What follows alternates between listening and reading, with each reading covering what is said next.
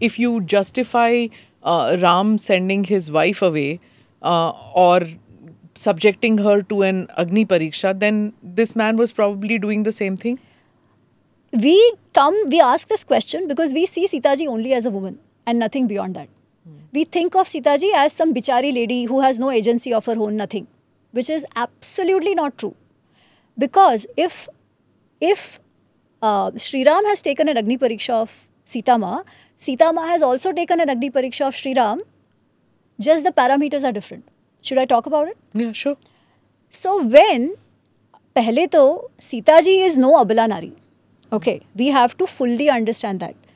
To come to Vanvas was her decision. ठीक है ना. मुझे एक बात बताइए, श्री राम कोई पिकनिक पे तो नहीं जा रहे थे कि क्या ही मजे करके घूम के आने वाले हैं. नहीं, it was going to be a tough life. Had Sita ji not gone with him, wouldn't his life be easier? ये तो he has to ensure she's taken care of food, and all that, everything, right? yeah. So yes, she nibhaved her patni dharma in the sense that if my husband is going through trouble, I will support him. Yes, but objectively देखा जाए तो it didn't make Sri Ram's life any easier. They had a nice time and romance and all that. That's one thing, right? But whose decision was it? Did Sri Ram thopo it on Sita ji? Not at all. Sita ji says, nothing doing, I will come, right? So it is her call. Then, when that episode happens of that हिरण वाला जो episode होता है, लक्ष्मण जी actually says कि बाबा ऐसा हिरण हो नहीं सकता है. There can not be a हिरण like this. Clearly there is something wrong here and we shouldn't trust, because anyways all the Rakshasas are become our enemies, so we shouldn't trust. She says, no, I want the deer. I want to either take it with me back to Lanka, or if you back to Ayodhya, or if you can't catch it live, I want to use its skin as a mattress for you and I to sit on. And she's very happy. So then Sri Ram says, Arey Lakshman, look at her face, she's so happy. If she wants it, I should get it. Also, if you're saying it's a Rakshas, then also it is my responsibility to go and get it. So again, it is Sita ji's hut, which is making Sri Ram go. Okay. अच्छा वो भी हो गया. फिर जब वो मरीच हे राम हे लक्ष्मण हे सीता करते हैं, लक्ष्मण जी still sitting there because Sri Ram has told him to take care of Sita ji. And इसके पहले ही Sri Ram had killed 14,000 Rakshasas. So they know that the Rakshasas would seek revenge at some point, right? So Lakshman doesn't go. Sita ji is like, oh, you must go, your brother is in trouble. And very natural, right? As if you love that person and you've heard that person scream out for help, you don't want to take any chances. So it's very understandable. She's saying that you go. Lakshman ji says, it's not possible that Sri Ram can fall into such a trouble. ऐसा कभी नहीं होएगा. He will never scream for help. He has asked me to take care of you. I think this is somebody playing a game on us. She says, no, nothing doing, you should go. He doesn't listen. You know what she says? She says, because she wants him to go and she's so worried, so impulsively she says, now I understand why you've come with us. You didn't come because you care for Ram or anything like that. I think either Bharat must have sent you, or you came to ensure that you could eliminate Ram. Why? Because your drishti was on me, she's saying. तुम्हारी दृष्टि मुझ पर थी, इसलिए तुम आयो. So now when Ram is out of the way, you think you can get me. But let me tell you something. If something happens to Ram, I will kill myself. I won't come in your hands. This is what Sita ji's Shabda in Valmiki Ramayana. Okay. So to think of her as some Abala Nari who's only being mistreated, ऐसा बिल्कुल नहीं है. She's a woman with a lot of courage, with a lot of assertion, who has always known how to have her way. As a woman should. I don't see anything wrong in that, right? And she's madly in love with this guy. So whatever it takes to get Lakshman to go, she's saying. वही साम दाम वाला. So she is so angry that he's not listening, that all that has come. और हो जाता है ना कभी-कभी. But is this an image of an Abala Nari? Or a Nari who's always been oppressed? Absolutely not. The way that she can say like this to her Devar, who has left everything, and only thing he's doing is seva of those two people. So he's left everything just to do seva of these two people, and this is what she's saying. So शुरुआत में तो Lakshman doesn't react, but then when she goes on and on that तुम्हारी नजर मुझ पे वगैरह, then he is like, अरे बाप रे, he's like, I think तुम्हारा बुद्धि भ्रष्ट हो गया, you're not able to see how things are. So be it, because I can't take this anymore. Your words are hurting me like पिघला हुआ molten लोहा, molten iron. It's hurting me. It's like you pouring molten iron into my ears. I can't take this anymore. may the Vanadevtas protect you, I'm going. And he goes away. So there is no Lakshman Rekha and all. ठीक है? So the Lakshman Rekha, there is no literal Lakshman Rekha in Valmiki Ramayana. What is actually broken is the Sahanshilta of Lakshman. It is that Rekha which has actually been broken. And he goes away. ठीक है? And then this whole Ravan episode happens. बात यहाँ पे भी नहीं खत्म होती है. ठीक है? So अगर she would have understood and not behaved so impulsively. If I have to play the devil's advocate here, right? All this wouldn't have happened. अगर वो पहले ही मान जाते कि भाई हिरण नहीं चाहिए तो भी ये नहीं होता. अगर वो लक्ष्मण की बात बाद में भी मानती तो भी ये सब नहीं होता. But खैर, whatever. She was being just a normal wife. That is all she was, right? Because she cared for her husband. Acha. Now when she's kidnapped, and she's a lady of conviction and strength, because the way she deals with Ravan is also fantabulous, right? He tries to woo her in every possible way, but she is very strong, doesn't relent at all, also because she loves Sri Ram so much. Acha, then when Hanumanji goes to Lanka, and Hanumanji finds her and tells her that you come back with me. She says no. She says no. You know why she says no? She says that if I come with you, what will happen? People will put kalank. It's the same kalank thing which Sri Ram thinks will come on her character. She's thinking people will talk about my husband not being able to take care of me. They will question his parakram. I cannot tolerate that. And there are other reasons, but this is the main one. I cannot tolerate that. Hence, he has to come here, kill Ravan and take me. Now this lady was actually becoming so worried कि वो एक मारीच से वो युद्ध करने गए थे, and she was like, oh नहीं कुछ हो गया होगा. Now she's saying no, he has to come here. Now Ravan का Lanka, she doesn't know how they are going to come, right? पुल वुल तो था नहीं, कैसे आएंगे? रावण की इतनी बड़ी army, she has no clue कि वहाँ पे सारा इतना बड़ा सेना बन गया, nothing, right? How will he come? He has no conventional army or nothing. Is she bothered about that? No. What is she bothered about? Ki I cannot tolerate anybody questioning my husband. What did Sri Ram do? I cannot tolerate anybody questioning my wife when we go back. Okay, kalank agar hai, the kalank is worse than going to a yudh. Sometimes yudh is necessary because of the kalank. Correct. Okay, 26/11 happens, but we don't go to yudh. Pahalgam massacre happens, but we go to yudh.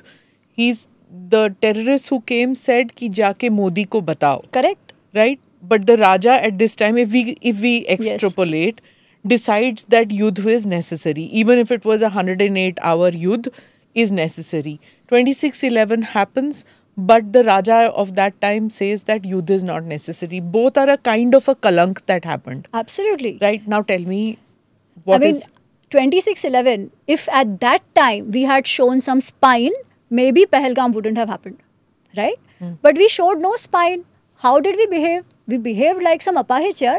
We were like, yeah, you guys can come, you can do whatever you want in our city, and we will sit there and plead you. What are we showing? We don't have a spine. If you don't show your spine, people will not respect you. It says, bhai bin hoye na preet. Now, what image of ours did we reinforce in the minds of Pakistanis? They anyways call us banyas, है ना? ये बनिया लोग तो क्या युद्ध करेंगे? They can't fight. That is the image they have of us. So they're like, if they are being doormats, we will trample them and go. That is the message we sent after 26/11. So the yudh is necessary to prevent further yudh. It is a deterrent, right? And it can't just be once. You have to keep showing that you hit us you do damage to us, we will 10x and give it back to you. Right? That is how deterrent is created with a bad faith actor. I mean, that is the issue. Ramayana mein there is a war, Mahabharat mein there is a war. Those two countries never went to war against each other. A similar war did not happen between Ayodhya and Lanka. Yeah. It wasn't really Ayodhya going to war, but between that kingdom and Lanka. Because it was completely decimated, no? Decimated, but they never recovered enough to go to war against each other for whatever reason, revenge or whatever. They never went to war. The same you can say about after the Mahabharata also. do recurring wars happen after those two monumental wars? After those two, as in not amongst them. Amongst them. Because एक तो वो कैसे था हस्तिनापुर और इंद्रप्रस्थ के बीच, but वो तो that was not left anymore ना. It was all Hastinapur only. It was all leveled because सामने की साइड पे कोई बचा ही नहीं है तो कौन आपसे युद्ध करेगा? The entire generation is over. However, Hastinapur और ये जाने दो. There were other kingdoms which had played a part, right? So then when Yudhishthir finally agrees to become the Raja and he agrees to do the Ashwamedha. So when the Ashwamedha happens, so Ashwamedha में भी कैसे होता है ना? Like Rajasuya, you leave a horse and allow the horse to go wherever it goes to different kingdoms. You go to those kingdoms and you tell them to either accept your prabhutva, to accept your sovereignty, whatever, or fight with you. ठीक है? So then war में आप उसको हराओगे. This is what Ashwamedha is. So Yudhishthir tells Arjun कि भाई तुम जाओ but try not to fight. As far as possible you convince. Also because everybody had become so weak, right? He was under the impression कि सारे तो वैसे ही मान जाएंगे. किसी के पास कुछ है नहीं. And then when everybody comes together, it's like one nice big आपका kingdom जैसा हो गया. But not a kingdom. Everybody is still independent, but they are all come together. So when Arjun goes, some of them I agree. But some other kingdoms which were on the side of Duryodhan, they don't. So when he goes to Pragjyotish, which is Pragjyotish had fought on the side of Duryodhan. Where is Pragjyotish today? Today, Pragjyotish, they say Assam side. Okay. But at that time, it was more Uttarakhand, I think. Okay. That's how I see the direction जो वो दिखाते हैं. वैसे ही when he goes to Gandhar, there also people are don't just accept him कि आ जाओ, we'll be friends. No. Even though they are not capable, that anger is still there, that you killed our people. Same thing in Sindhu. So Jayadratha is from Sindhu Desh, right? So these three kingdoms, they actually fight him again. But they are so weak and Arjun is so strong that anyways he starts then, because now he is provoked, so he starts giving it back. Then the women interfere. In the case of Jayadratha, like Sindhu Desh, Dushala, who's the wife of Jayadratha and the cousin of Pandavas, she comes with the grandchild of Jayadratha and she stops the war. कि भाई please don't fight anymore, जो हुआ वो हुआ, जाने दो. And in Gandhar, it is Shakuni's wife who interferes and stops the people from fighting. So यहाँ तो कोई बचा ही नहीं था enmity के लिए. Same thing in Lanka. Vibhishan was his man, right? Okay. But in other places, wars do happen. Now, what is the strategy to say avoid it? Let me give you another example of Magad. Okay, Magad was Jarasangh. Now, Jarasangh के साथ जब युद्ध होता है, it is not a full-fledged war. The Thai wala guy. हाँ, जो जिसको फाड़ा है. Now, this happens before the Rajasuya Yagna of the Pandavas. So, before Yudhishthir becomes a Chakravartin and all that. The question is that if they want to become Chakravartin, can they? That is the discussion going on. Everybody says, you're very powerful, you have the dhana, whatever, you have the wealth and everything. You should definitely attempt to get everybody together and become the Chakravartin. So he seeks Krishna's counsel. Krishna says, sabke saath to ho jayega, but there is this one person. As long as he is alive, Jayadratha, you cannot become the Chakravartin because one, he's too strong. And because he's so strong, everybody supports him also, right? So they are not going to come on your side. They will fight on his side only. But if you eliminate him, already you are sending a message that how strong you are, and anyways he will not be there to oppose you. But you cannot fight him in a war. Because war में तो वो आपको हरा देगा. मैं Xi Jinping की सोच रही हूँ. Okay. So then he says we should do Niti, and Arjun और Bhim और वो सब जाते हैं in disguise and they challenge Jayadratha on a one-on-one, right? And they kill Jayadratha. But what do they do after that? Because obviously the people of Magad are going to be angry, right? कि ये क्या है, हमारे राजा को मार दिया, गुस्सा होंगे. But what do they do? Who do they crown the king? Sahadev, who's the son of Jayadratha. So again, now this Sahadev, he has already seen your strength, right? And he is going to be friendly towards you because you've given him the Rajya. So you have made an ally, and actually Sahadev of Magad fights on the side of the Pandavas in the war. So this is the other way, where you have a war, but how do you then make peace? By ensuring whoever is the next Raja, you have a good succession battle and those kind of things. Yeah. Okay, as we end, let me just come to ego stubbornness, deceit, all play roles in wars, and all are acceptable, isn't it? किसी के ego को बढ़ाना, किसी के stubbornness का फायदा उठाना, all these things. So nothing is wrong in this. Strategic restraint, strategic ambiguity, terms that we are seeing right now used in Operation Sindoor, they were all relevant even in those yugas. Absolutely. Bhed. So as I said, right, Bhishma says, which is a better kind of a yuddha. He says a yuddha, or rather a victory, which is through a direct war. It is Jaghanya, it is second level, it is a lower victory. A victory without fighting a war through bhed. So how do you overpower your opponent or your enemy without fighting a war? That will be through bhed, which is strategy, niti, whatever you call it, right? Now, how is that possible? Only if you somehow manufacture, say, dissent over there. Somehow get people to come on your side and eliminate those who are not on your side, right? Unknown gunmen. I think that is even a better example. You suddenly, we don't know, something somehow has happened and this guy is top code. Because there is no other way that Pakistan will capture them, right? Or what Mossad has done, the way they took down Hezbollah. The pagers. 10 years plus the planning is going on. The spies are in the system for years. What is this? This is a victory without a war. So I'm talking about the pre-Iran war, right? So then after that, even a war happens, you've already weakened them so much.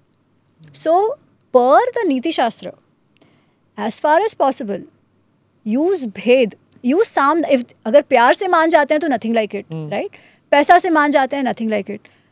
नहीं तो भेद करो. In fact, what they say is, भेद तो करते ही रहना चाहिए. Even if your opponent is stronger than you. So if your opponent is stronger than you, you will not fight them. At least you will not initiate a war, obviously, right? But that doesn't mean you do nothing, he says, Bhishma says. What should you do? You should keep something boiling. वहाँ के universities को sabotage करो, वहाँ के intellectuals को sabotage करो, अमन की आशा चलाओ, कुछ ना कुछ. Basically Pakistan did that better.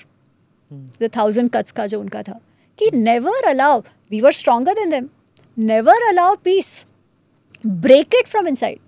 When it breaks from inside, you win, right? This is actually what our ancestors have told us. This is the best way. And what did we do? Now things have changed. We sabotaged our own intelligence operations. What we hear about one of our VPs doing in Iran and all of that, right? Years ago. RAW का जो पूरा system sabotage करने वाले हमारे खुद के लोग हैं. Black Ops को बंद करना. That, yeah. Now, finally, the question on when to stop operations, in the sense that when does a war end? What you are saying is that a war never ends if you've decided कि वो शत्रु है. Once you've given that title, that is also very important. To establish that that one is enemy or not is a first step. Once you've established कि ये शत्रु है, उसके बाद a full-out war, you stop at one point. Right. But 1000 cuts continues post-war too, right? So Operation Sindoor, not ceasefire, but cessation of hostilities is what we are told. Yes. So cessation of hostilities ke status mein, bleeding by 1000 cuts also happens, right? Absolutely. Yeah. See, what happens is, you asked when do you end a war. Now, if it's a natural shatru, you can never drop your guard. वो तो कभी नहीं होने वाला, because they will keep coming back, right? वो तो करते ही रहेंगे. So you have to ensure that there is a deterrence, and that deterrence is shown every single time. उसके बाद वो कम होगा. But does that mean you have to keep fighting? Because what happens, again we are told that sometimes if you are so much into fighting that war consumes you only. To be honest, Pakistan में जो हम लोगों की वगैरह बात करते हैं, why are they in this situation? Because the army is so strong and it is an incentive for the army to keep fighting, right? That is what has taken them down. So when do you stop is when you realize where is it that you are able to now say, okay, this much losses I can take. If I take more than that, it will harm my economy, it will harm my objectives. So what is your end goal? That is important. And choose wisely what your battles are. Absolutely. You can't just, आज इस पे मैं react करूँगा, कल उस पे मैं react करूँगा. So choose wisely, and even if there is if within your praja, if somebody turns around and says, "Arey, this is bad enough. Now you need to go to war." The Raja has to decide what is a provocation enough Correct. to go to war, because there is too much to lose in Absolutely. this. Okay, finally, one question. What is Itihasa? What is mythology? Which I'm sure you've answered many times. So, because we've talked so much about this. So, what is historical? What is mythological? What is legend? How do you separate these? So, Itihas is very simple. Itihas is Purva Vruttam Kathayuktam. This is the definition given to us. What has definitely happened in the past, narrated to us in a story format. Now, when it is narrated to us in a story format, there might be some exaggerations, there might be some metaphors and stuff. But by and large, the core story has definitely happened. The characters are all there. Remove the mysticism, but probably the story has happened. And it has a purpose to teach us the lessons of life from the life of our ancestors. So, in that sense, it's a case study of our life, a case study of the life of our ancestors for us. In the Hindu scriptural literature, only 2 books are called Itihas, Valmiki Ramayana and Ved Vyas Rachit Mahabharat. The other characteristic is that those who have composed those Itihas were actually alive when it was going on. They are contemporary to it. Okay. Only these 2 texts actually fulfill that. It is not as if बाद में किसी court poet ने लिखा, ऐसे नहीं है. The persons were involved or were there at that time. Mythology, unlike what people think of it as mithya, it is not mithya in that sense, कि it is all false. ऐसा नहीं है. Mythology means a belief system of a group of people. May be true, may not be true, but that is not the purpose. The purpose is Shraddha and life lessons. It also has life lessons. It also has some itihas. So, for example, I would put the Pauranic literature, if I have to, in the larger definition of mythology, not as the false thing. But if you see what happens in the Pauranic literature, there is definitely some itihas, because they talk about lineages of Rajas who were on planet Earth. But beyond that, it has a personal god more often, right? You have Shiva Puran, Vishnu Puran, all of that. The stories revolve around that personal god, to make that personal god larger than life, because the purpose is bhakti. It will have stories of bhaktas. It will have theories of creation and all of that, and some itihas as well. But by and large, it is about something that is happening at the cosmic level. Devasur Sangram, right? True or not true, we will never know. It is a matter of Shraddha, the theology part of it, which can be called mythology. Like the legends, the Greek legends and all that you have, they all will fall under mythology. Mythology, okay. Now, again, it goes back to, so for example, if I am a Vaishnav, then for me, say Vishnu Puran or Bhagavad Puran is as much as history as anybody else, right? But for somebody who's a Shaiva and there are conflicting stories, he may not accept it and doesn't accept it, doesn't matter. It is a matter of your Shraddha. But for Ramayana, Valmiki Ramayana and Ved Vyas Ji's Mahabharat, nobody can say, oh, it's a matter of your Shraddha. No. At least our rishis are very clear that this is itihas. It has happened. So if you want the whys or hows, then you have to go back to the itihas to learn, because the purpose of itihas is to teach us the lessons of life from the life of our ancestors. Okay. It's been such a fascinating conversation. Just like, to bring it back to present and past, because I just feel that one learns so much from looking at our past. Absolutely. And it's such a... When you read, does that happen? Do you often... Very often, especially the second part when I was writing of Mahabharata, which is all on dharma discourses, you start making these connections so much more. Because he talks about what strategy. Usually, हमारे मन में क्या है कि it is very idealistic. It's not. It's very practical. And you almost feel like, why don't we refer to these texts the way the Chinese have the art of war? Right? And if you see the Chinese strategy, see, China had one war with us. Then this Chutumotu Doklam and Vagere Jane Do. Have they ever gone out on a full-fledged war with us or anybody else? But what do? The bhed is always there. From be it Australia, to be it Portugal, to be it Africa, to be it US. US में भी fund डाला है. Labs में उनका काम चलता है. They have media which will keep talking in their favor. Right? Absolutely. All this is bhed. Or what the smaller countries like say Qatar and all are doing. They are never going to be able to fight a full-fledged war. how do you then ensure your interests are getting are taken care of? If you read this is something that intelligence should do at a continuous basis. Absolutely. Not with one Shatru, but everybody. multiple. Yeah. So Bhishma, in fact, Vidur also says that spying केवल शत्रु का नहीं करना है, मित्र का भी करना है, बाहर वालों का नहीं करना है, अपने वालों का भी करना है. So we have neutrals, allies and shatrus. Yeah. So this categorization. Now we are told that ऐसा नहीं है कि your friend will always be a friend. Yeah. Interest might change. Competitor बन सकते हैं वो. Competitor बन सकते हैं. Business में भी हो सकता है. So you have to always be on the guard. Keep assessing who is who and never drop your guard. Friend है तो नहीं किया ऐसे नहीं. They are told, because तभी तो राजाशाही था ना, even your sons should be under surveillance. आपको पता होना चाहिए कि चल क्या रहा है. Do subscribe to the ANI Clips channel to get shorter versions of this podcast. Click here to watch the full episode.